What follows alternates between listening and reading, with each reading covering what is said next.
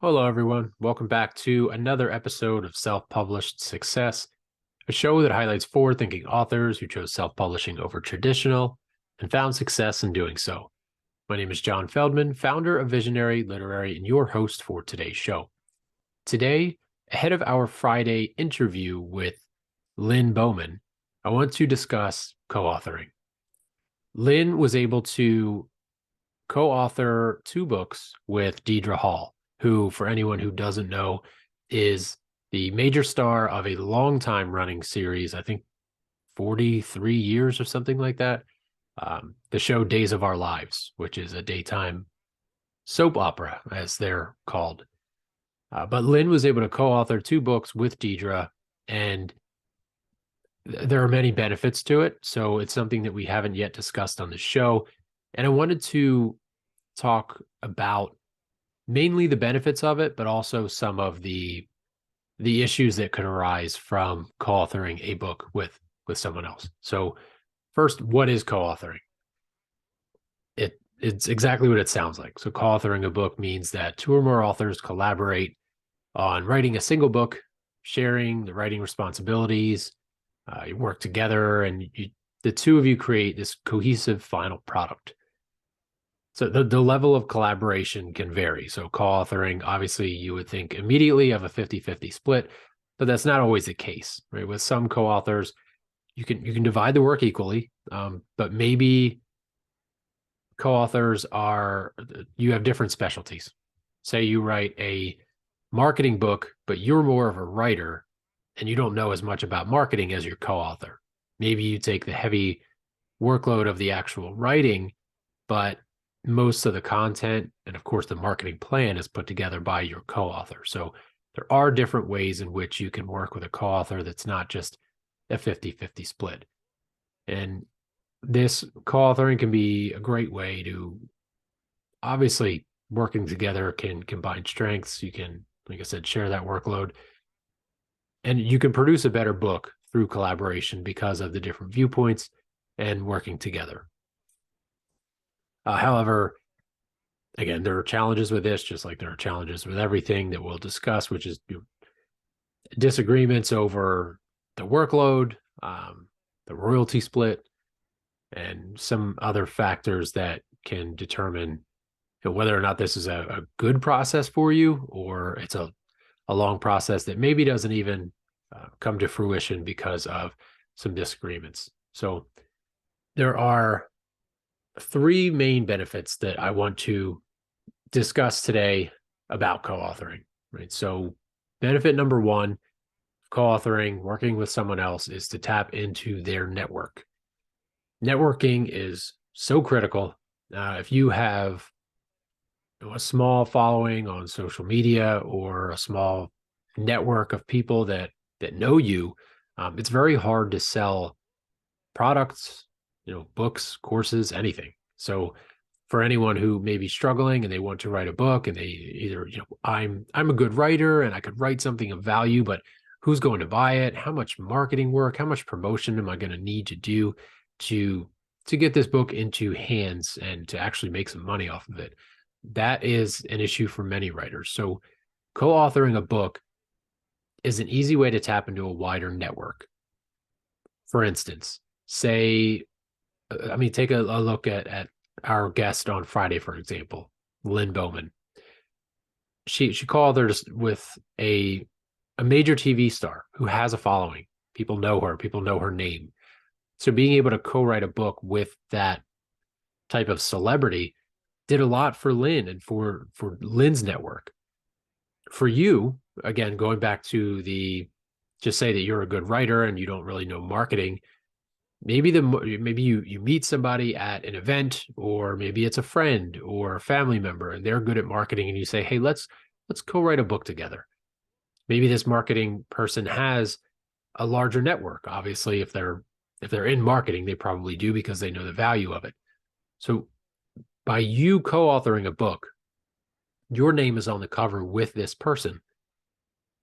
All of the promotional efforts that go on, all of the PR, any media attention that comes to the book comes to your name. And that media attention is drawn by the person, your co-author, who has the wider network. So it's a very good way to tap into their network and then also to grow your network for any future books or future projects that you wish to do on your own. Now it'll be much easier because you have that larger network. Benefit number 2 is combining strengths and perspectives. Writing on your own, there's a lot of research that can and should be involved. So if you're writing a book, if you're writing a nonfiction book, there should be a lot of research involved because you need to get other people's mindsets, other experts' mindsets, rather than just thinking everything that it's in your head should come out on paper. It's very good. And I'm sure anyone listening who has read nonfiction books, some of the best ones tell stories of either case studies or clients. It's other people and their stories, and you're reading their stories, and it's just a quick where they started and where they ended. And where they started is basically where you, the reader, are now, and where they end is where you want to be. That's how nonfiction storytelling works. If you have a co-author, you still want to do that research, but the brainstorming, the research, the ideas, if you sit down with your co-author and you just have these conversations, so much can come out of it. So you can see different perspectives right then and there while you're outlining, while you're note taking, before you even need to worry about going in and doing the research and trying to figure out things that way. So combining strengths and perspectives by working together, you complement each other's strengths. Again, you produce a better book. The third benefit is sharing the workload. So this is again where I mentioned it at the open of the show. Sharing the workload can really help because you don't have to do everything. You're not responsible for everything.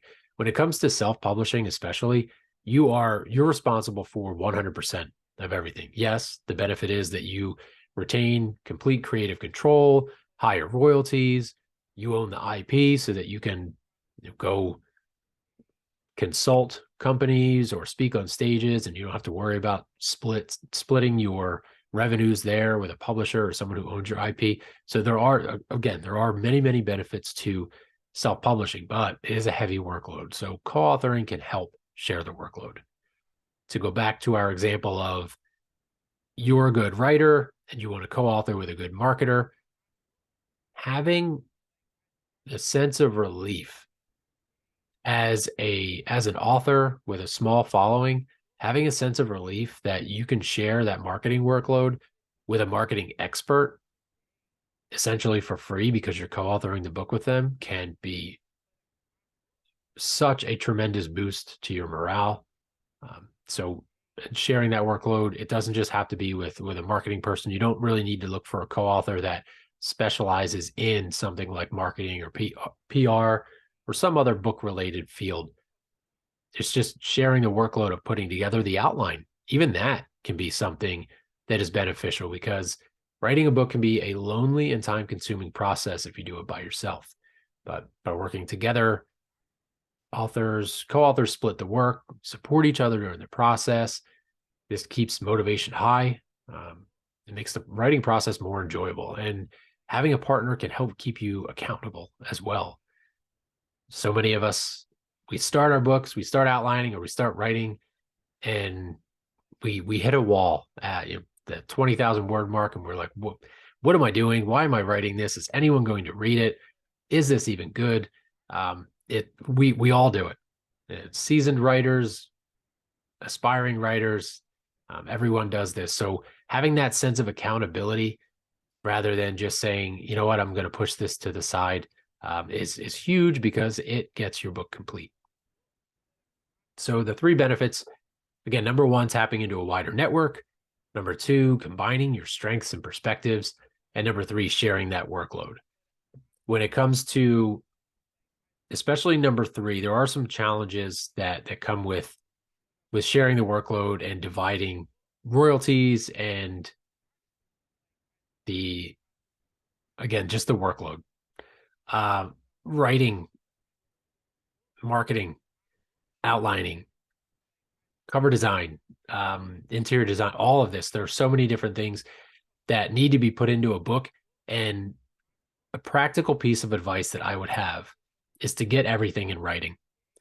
Even if it's not some legal document, if the two of you, speaking on accountability, which we just mentioned, if the two of you hold each other accountable, if you know up front what your expectations are, what you need to do, what deadlines you need to meet, this can be very critical moving down the line, because you're not just kind of tossing the ball into someone else's hands and saying, hey, this is yours now, and then waiting for it to come back. You know exactly what each person is supposed to do. More importantly, you agree upon all of these things beforehand, before you even begin.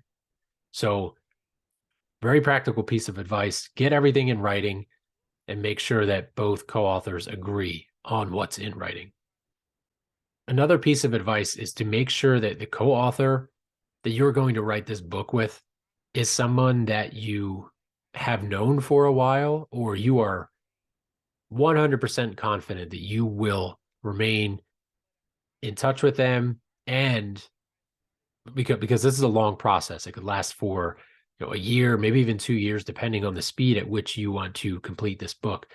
But you have to make sure that this is somebody that you can be around for 2 years, you can communicate with, your relationship will still be the same. And just as importantly, you want to make sure that if some of these inevitable arguments or disagreements come up during the process, that your relationship is strong enough that you're able to discuss these things, come out on the other side as friends, acquaintances, and this isn't going to, like any kind of relationship, you want to make sure that it doesn't end badly. So, challenges, practical tips, these are things that can, obviously there are many different things that really depends on your personality and the co-author's personality. But again, going back to the benefits, this is such a great way for you to dip your feet into authorship. If you are afraid to go on your own, you're unsure of kind of where to start, what to do, maybe reach out to a co-author, a potential co-author who has authored a book before. Maybe they don't have time to author another one. There are many different ways to go about it, but utilize the network that you have, even if it's a small one. Start reaching out to people, reach out to fellow authors who are in your field, try to gain some of their advice, their tips, and see where they are on their journey. But to conclude, before our Friday call with Lynn Bowman, which will talk more about the co-authoring process and her stories of working with Deidre Hall, which are pretty cool. Just want to talk about this idea of co-authoring, because it can be a great way to, again, tap into a wider audience, combine strengths, share the workload. However, again, be aware of the challenges that were discussed regarding to disagreements within the process. But thank you again for listening. We're really excited for Friday's show with Lynn Bowman to discuss more about co-authoring. If you're ready to author, single author, or co-author your own book, always remember that you can go to visionaryliterary.com/free book to get the free resource. It is the roadmap that we have created after more than a decade in the industry, trying to solidify a very efficient process. So it's something that we are happy to share with you if you are on your own authorship journey. Thanks again, and we will see you on Friday.